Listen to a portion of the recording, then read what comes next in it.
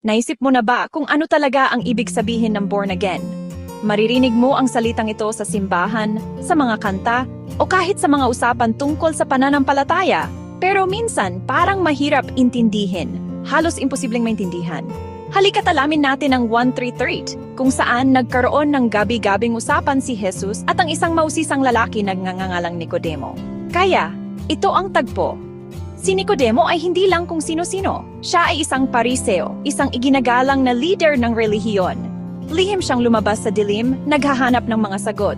Narinig na niya ang mga turo, nakita na ang mga himala, at ang puso niya ay hindi mapakali. Naghahanap ng higit pa. Tiningnan siya ni Jesus at sinabi ang isang nakakagulat na bagay, katotohanan. Katotohanan ang sinasabi ko sa iyo. Malibang ang isang tao ay ipanganak na muli, hindi niya makikita ang kaharian ng Diyos. Ngayon, huminto ka at isipin na narinig mo iyon sa unang pagkakataon. Born again. Ano ba talaga ang ibig sabihin niyan? Si Nicodemo ay nalilito rin. Nagtanong siya, paano ipanganak ang isang tao kapag matanda na? Maaari ba siyang pumasok sa sinapupunan ng kanyang ina sa ikalawang pagkakataon? Literal ang iniisip niya. Pero ang pinag-uusapan ni Jesus ay isang bagay na mas malalim. Isang espiritual na muling pagsilang, hindi pisikal. Ang orihinal na salita dito, anothen, ay nangangahulugang muli at mula sa itaas. Hindi pinag-uusapan ni Jesus ang isang do-over sa takbo ng buhay. Hindi, pinag-uusapan niya ang isang pagbabago na nagsisimula sa iyong espiritu, isang pagbabago mula sa loob palabas na pinapagana mismo ng Diyos. Kaya bakit napakahalaga ng muling pagsilang na ito? Nilinaw ni Jesus, hindi mo makikita, lalong hindi makakapasok ang kaharian ng Diyos kung wala ito.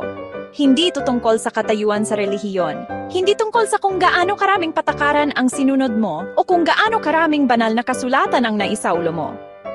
Si Nicodemo, sa kabila ng pagiging isang nangungunang eskolar ng relihiyon, ay nangangailangan pa rin ng higit pa.